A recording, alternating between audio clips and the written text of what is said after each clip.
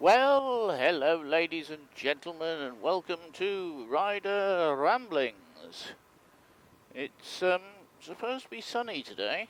Don't know where the sun's gone. It's gone somewhere. Not sure where. Anyhow, this is Englandshire Part 2. If you haven't seen Part 1, I'll link to it below and at the end of the video for you. In Part 1, we actually got to Englandshire, and today I will talk about probably a good part of my time in Englandshire,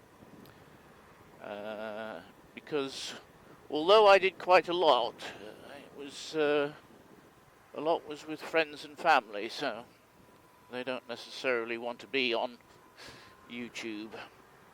So, I left you, I was staying with family, and the following day, I had a meeting.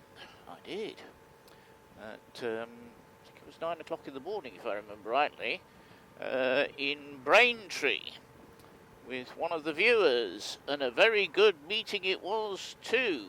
It was a meet-up, I think is what you call them. While I was, when I arrived in Essex the night before, I was supposed to be staying with friends the following night, and unfortunately, I was not able to do so due to illness in the family, their family, not ours. So that gave me an extra day in Essex, yeah. So we had sort of allocated about an hour for the meet-up. This turned into much longer than an hour, and a good chat was had. It was a very good chat indeed, so thank you very much indeed. And I hope to see you again shortly. So after that, I switched on 𝗘𝗀𝗏𝗪𝗏. I have 𝗘𝗀𝗏𝗪𝗏, and I would recommend it to anybody. It's very good if you want to have a sort of general direction, well, any direction. Sat-nav to take you down some of the roads that you don't even know existed. And I asked it to give me a route from Braintree to Finching Fields, and it did a very nice route for me through the back lanes of Essex. And at Finching Fields they were doing the D-Day memorial, which was very good on the green at Finching Fields, and it was excellent indeed. So after that, I did another route on 𝗘𝗀𝗏𝗪𝗏 to take me back home via all sorts of interesting places that I didn't even know existed. Then the following day, I went north, up north, as they say, and it wasn't very nice. Now, one of the things I had noticed in the UK was the fact that it was cold, and it rained, but I was expecting the rain, I wasn't expecting the cold. Luckily, I carry my lining for this jacket in the pouch at the back. So, when I'd arrived in the UK, I'd put on the waterproof jacket. I'd put on the waterproof jacket because I was expecting rain, and the forecast was for showers. So as the waterproof jacket is a fluorescent yellow thing, it's also windproof. This is probably why the I hate this junction, it's terrible.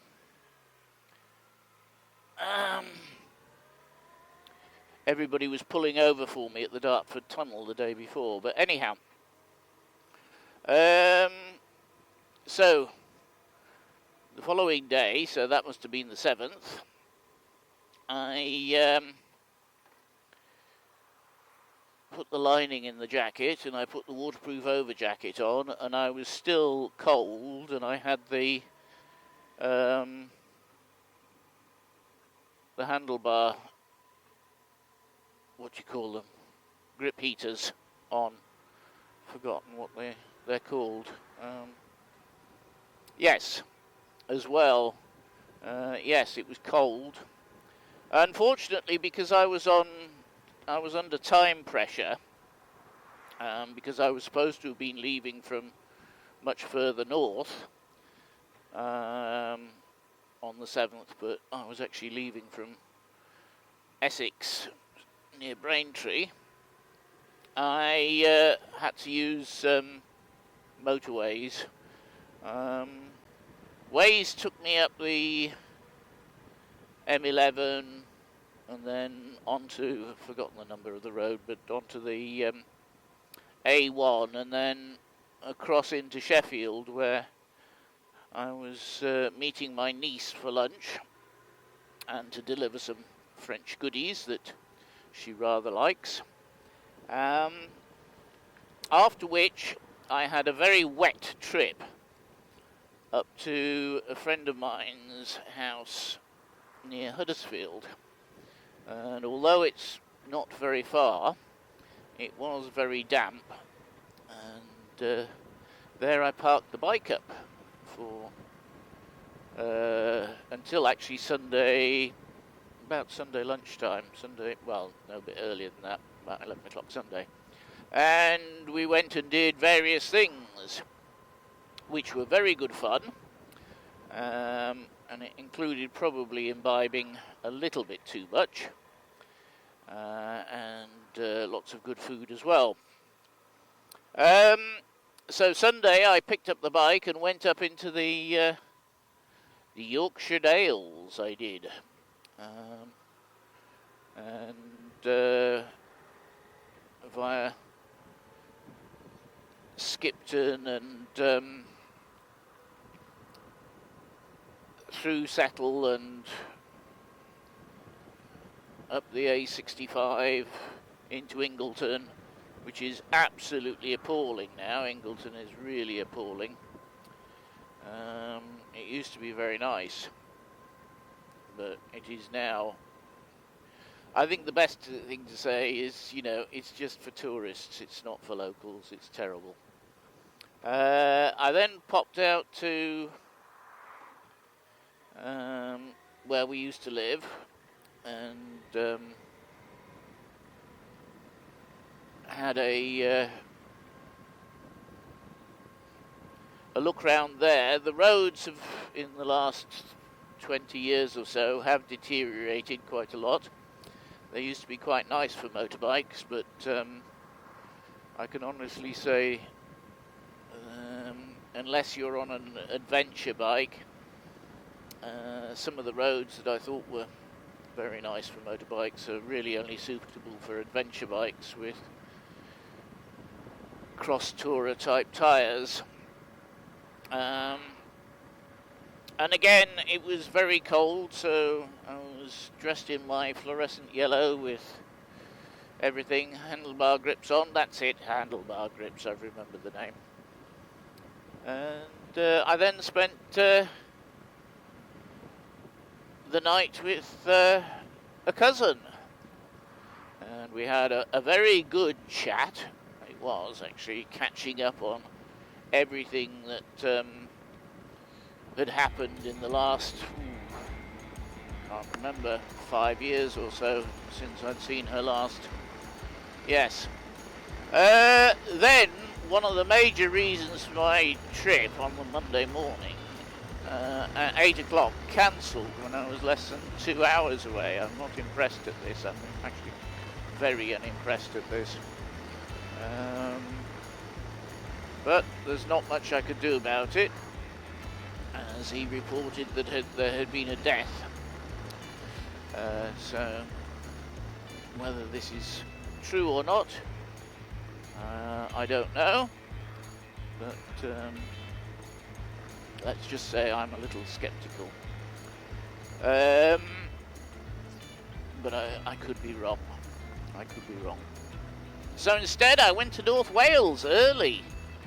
I was supposed to arrive in North Wales about 6, 7 o'clock in the evening. 6 o'clock in the evening.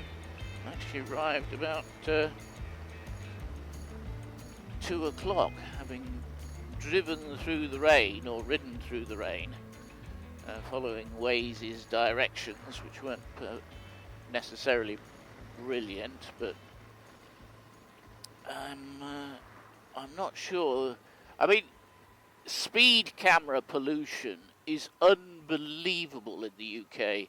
It's revoltingly bad, and there's nothing, you know, it is just pollution. It really is. I mean, you know, markings on the road, speed cameras, you know, in some cases every 200 meters. You know, I think, yeah, pollution is probably the best way of describing it. Absolutely terrible.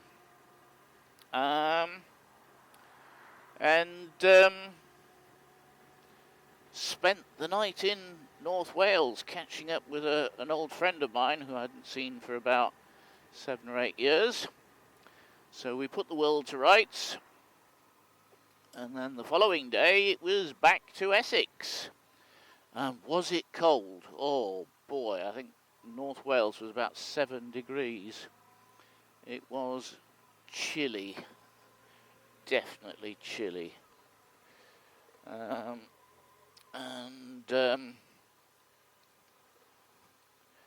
It was also chilly when I'd left North Yorkshire as well. I think it was about 7 degrees then. So I was glad to have the lining in the jacket and the waterproof over jacket, but even then I was still not necessarily, I won't say I was comfortable, but I wasn't necessarily very cold. It was just a bit chilly.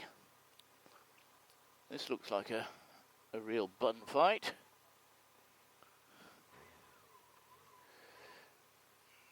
So, here, 𝗪𝗵𝗲𝗿𝗃, very nice.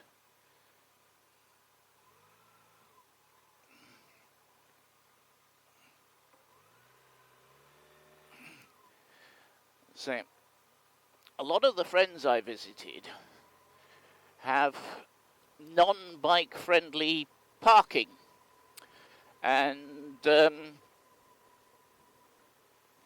I think that's the best you can say, sort of cobbles, narrow passageways, gravel tracks, you name it, they've got it. Oh, even a cattle grid, yes. One of my friends has a cattle grid at the end of their drive, because they live in the middle of the country, of course. So, yeah. So, I had some interesting experiences. I didn't actually drop the bike, but I think I came very close a couple of times. Especially my friends near Huddersfield, whose parking is, well, it's not cobbles, it's stones. It's an old farm that he lives in, and it's on a hill. And this isn't just any old hill, it's a hill. And the parking area outside of his house is all, well, it's stones that have been set into the ground, and they're not cobbles. I mean, some of them are very small, some of them are quite large. And it was actually very interesting getting the bike turned round there. So, my biggest memory of a lot of the trips was A, that it was wet, but I was expecting that, but B, that it was very cold, which I wasn't actually expecting. So that was that. So that's part 2. Part 3 we will do as the trip back to France. So, please like, comment, share, and subscribe. And I'll see you next time.